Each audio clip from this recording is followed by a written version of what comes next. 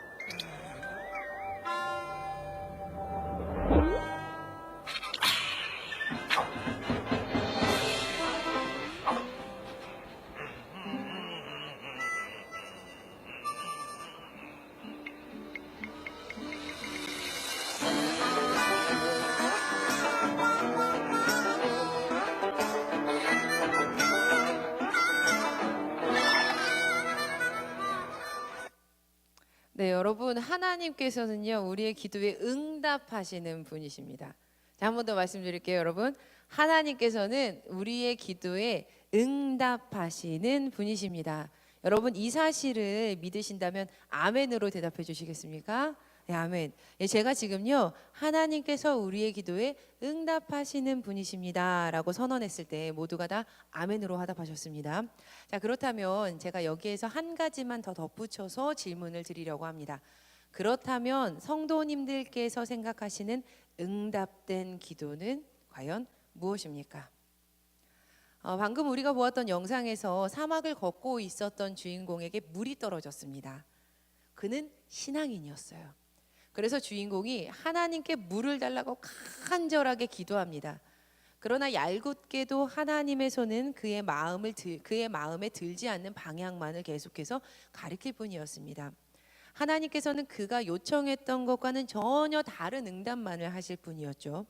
그러자 주인공이 이리저리 그분의 손을 피해갑니다.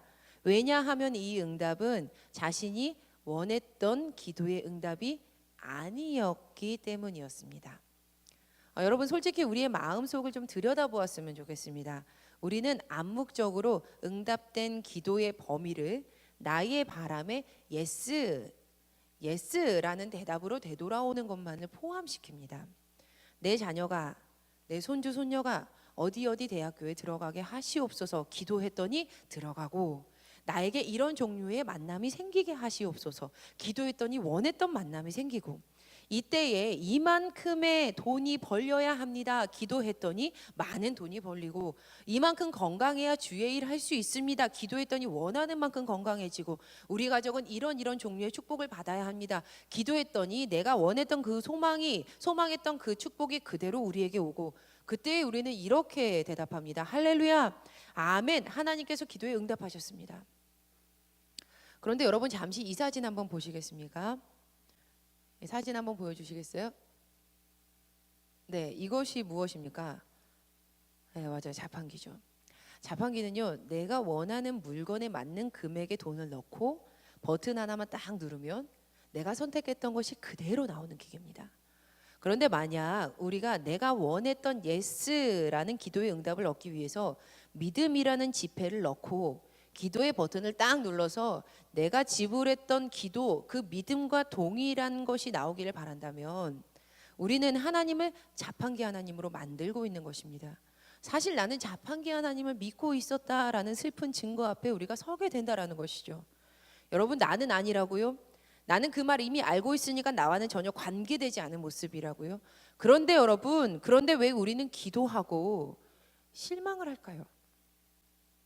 기도했는데 상황이 나아지지 않으면, 상황이 나아지지 않는 것 같아 보이면 왜 하나님께서 살아계시지 않는 것처럼 우리가 느끼는 걸까요?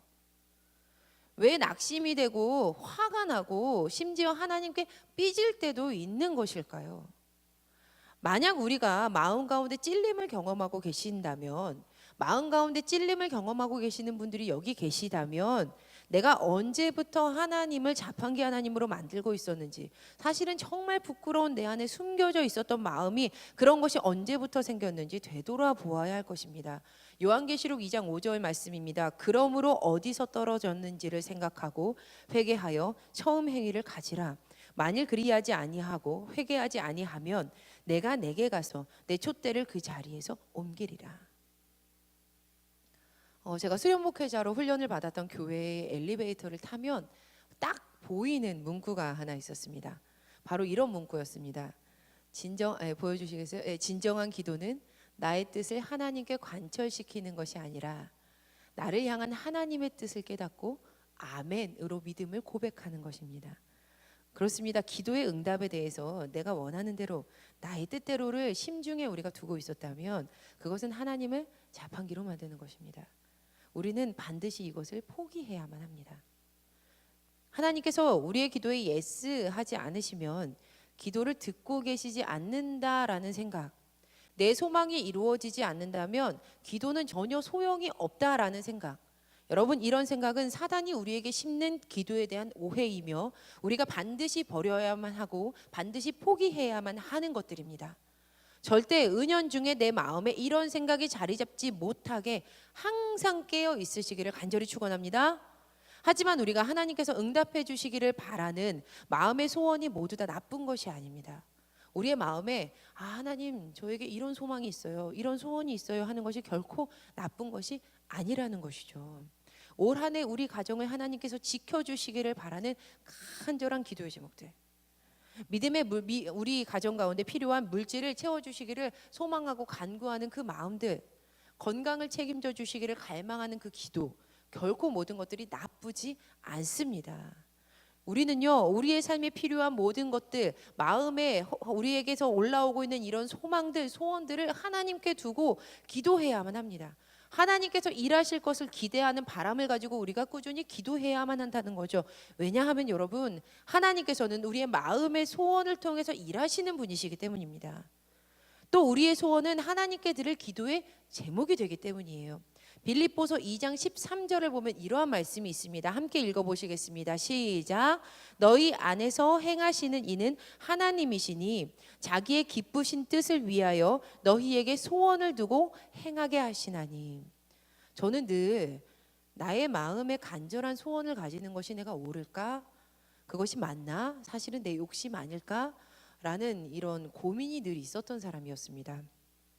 왜냐하면요, 왠지 그리스도인이라고 하면, 또 목회의 길을 간다라고 하면 왠지 모르지만 더 금욕적인 삶을 살아야 될 것 같고, 그리고 또 내가 무언가를 요구했을 때 그것이 잘못된 것 같다라는 마음이 제 안에 좀 있었기 때문이었어요.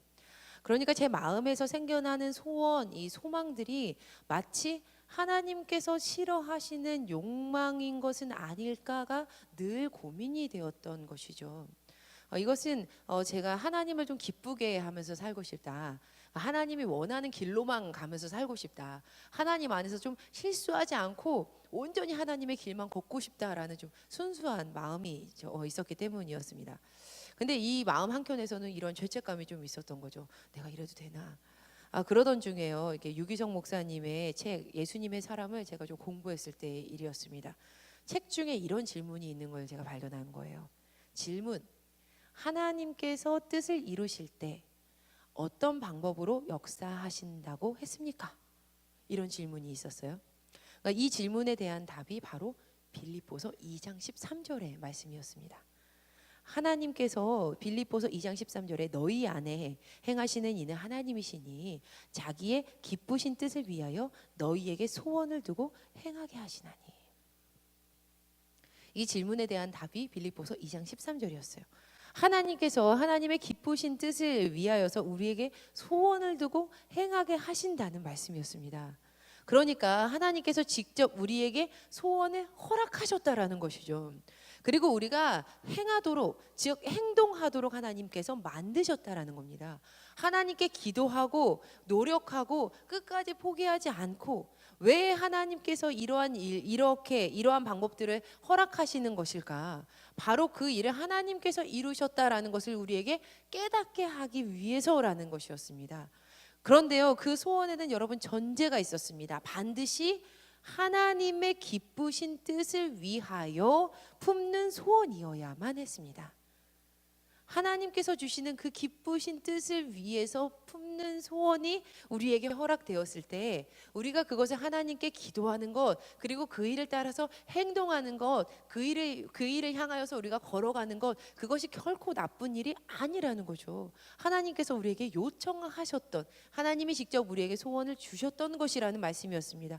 제 마음에 너무 간절한 그동안의 질문에 대한 답이 이제 해결이 되는 그런 경험이 제 안에 있었습니다. 여러분, 오늘 말씀을 보면요, 바울의 마음에도 간절한 소원이 있었어요. 다른 말로 바꾸면 그에게 간절한 기도의 제목이 있었습니다.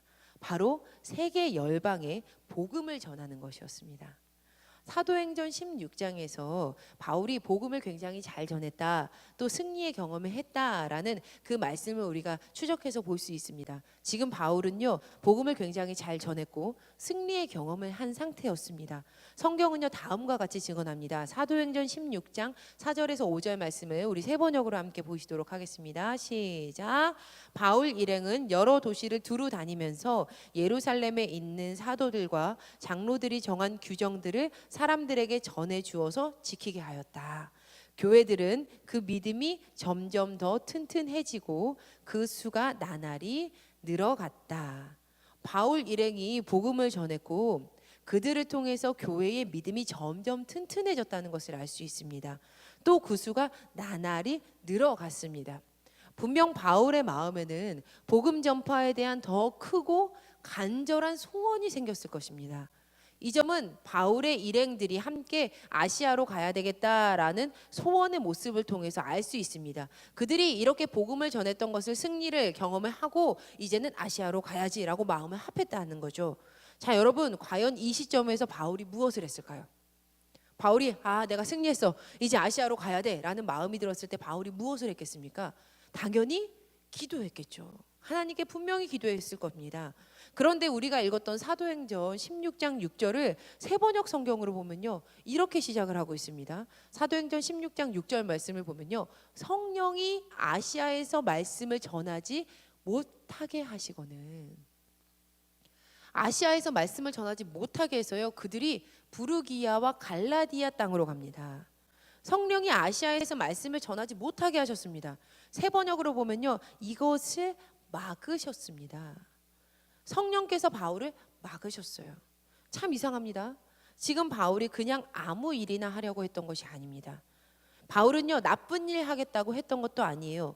바울이 복음 전하겠다고 했는데, 하나님 위해서 살겠다고 했는데, 실상 누구보다 더 복음이 간절히 전해지기를 바라시는 그 하나님께서, 그 성령 하나님께서 직접 그 일을 막아서셨습니다. 그런데 더 답답한 건요, 하나님의 노사인이 여기서 그치지 않았다는 거예요. 7절 말씀입니다. 무시아 앞에 이르러 비두니아로 가고자 애쓰되 예수의 영이 허락하지 아니하시는지라.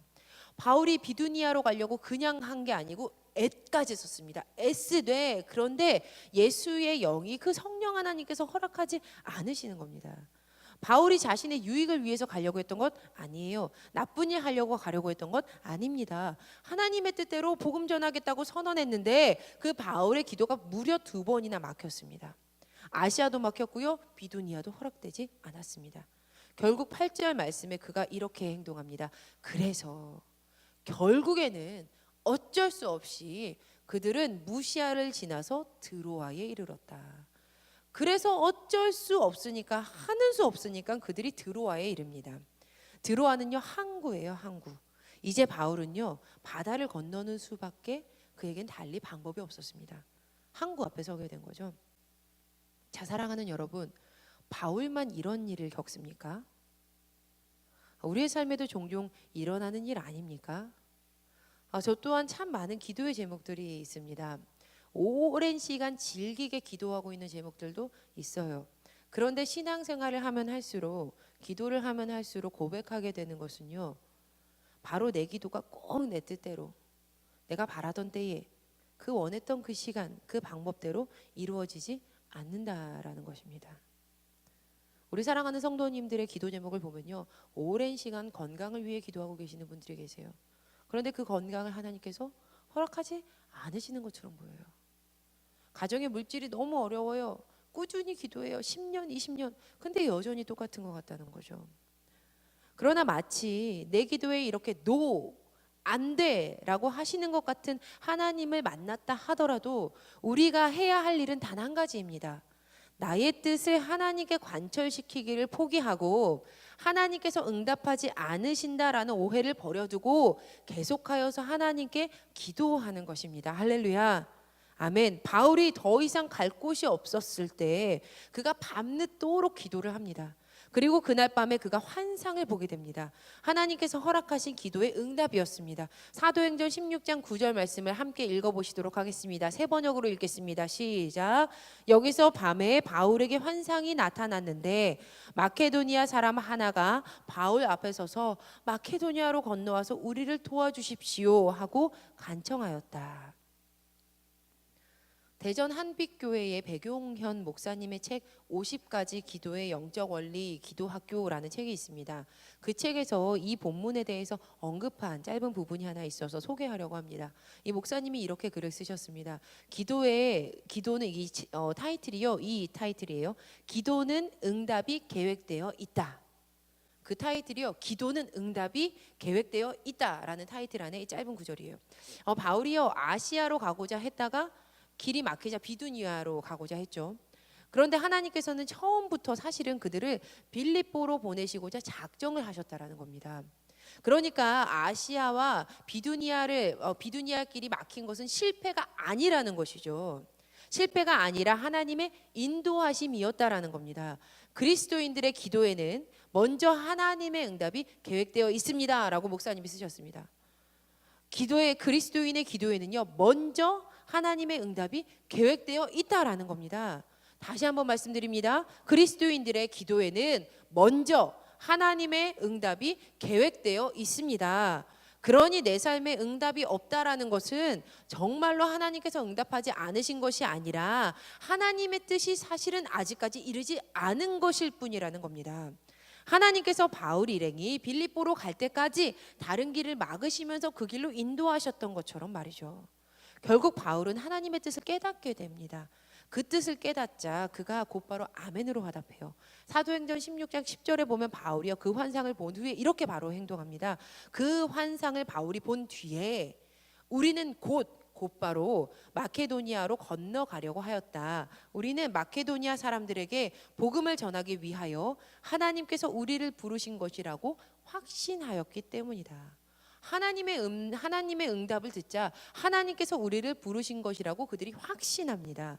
확신을 가진 바울 일행이 마케도니아로 건너가고자 했을 때 하나님께서는 모든 길을 활짝 여십니다. 이제는 길이 막히는 것이 아니라 그 길로 가야 되는 거죠. 그리고 그곳에서 바울은 자신의 사역을 힘있게 도울 수 있는 자색 옷감 장수 루디아를 만나게 되었습니다. 그리고 그 집안 모두가 세례를 받고 바울의 사역에 필요한 모든 것들이 다 제공이 됩니다. 바울의 뜻보다 하나님의 뜻이 더 정확했고요, 하나님의 뜻이 더 옳았습니다. 바울의 계획보다 더 온전한 길로 그가 인도되었습니다. 작년 여름에 제 친구 중에 한 친구가 휴가를 다녀와서 했던 이야기 중에 한 가지 제가 들었던 기억에 남는 이야기입니다. 이 친구가요, 수상 스키를 배우고 온 거예요. 다녀와서 본인이 수상 스키 탔던 모습을 저에게 이렇게 영상을 통해서 보여주더라고요. 처음 탄 것이었을 텐데 굉장히 잘 타더라고요. 운동신경이 있어요, 이 친구가. 그런데 제 친구가 이 수상 스키를 타면서 깨달은 점이 있다고 저에게 들려주었습니다. 근데 잊혀지지가 않아요. 수상 스키 강사가 물에 빠져 있는 자신에게 그렇게 외치더라는 거예요. 힘 빼세요. 힘 좀 빼세요. 보트 믿으세요. 힘을 빼고 줄 그냥 잡고 그저 앞만 보고 있으면 이 보트가 당신 일으켜 세울 겁니다. 그냥 그렇게만 하면 됩니다. 근데 제 친구가 이렇게 대답을 했대요. 그게 잘 안 돼요. 무서워요. 그게 어려워요. 그런데 여러분, 자신이 가장 아프게 넘어질 때가 언제였다라고 하는 줄 아세요? 줄을 내 마음대로 있는 힘껏 당기는 그 순간이었다는 거예요. 줄을 내 마음대로 당기는 그 순간, 바로 그 순간 앞으로 고꾸라져서 얼굴과 물이 바로 마주하면서 넘어졌기 때문에 그 순간이 가장 아프게 넘어졌다는 겁니다. 자, 사랑하는 여러분, 진정한 기도가 무엇입니까?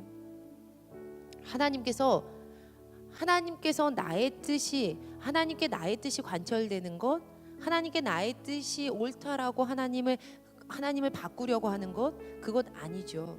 바로 하나님의 뜻이 무엇인지 내가 깨닫는 것. 하나님께서 나를 통하여서 무슨 일을 하시고자 하시는지 내가 바로 알게 되는 것. 그리고 그 깨달음 따라가겠다고 아멘으로 응답하는 것. 바로 이것이 진정한 기도입니다. 만약 우리의 기도가 막힐 때, 제자리 걸음인 것 같을 때 여러분 떠올리시기를 간절히 부탁드립니다. 우리의 기도에는요, 하나님의 응답이 계획되어 있습니다. 우리의 기도에는 이미 하나님의 계획이 응답되어 있습니다.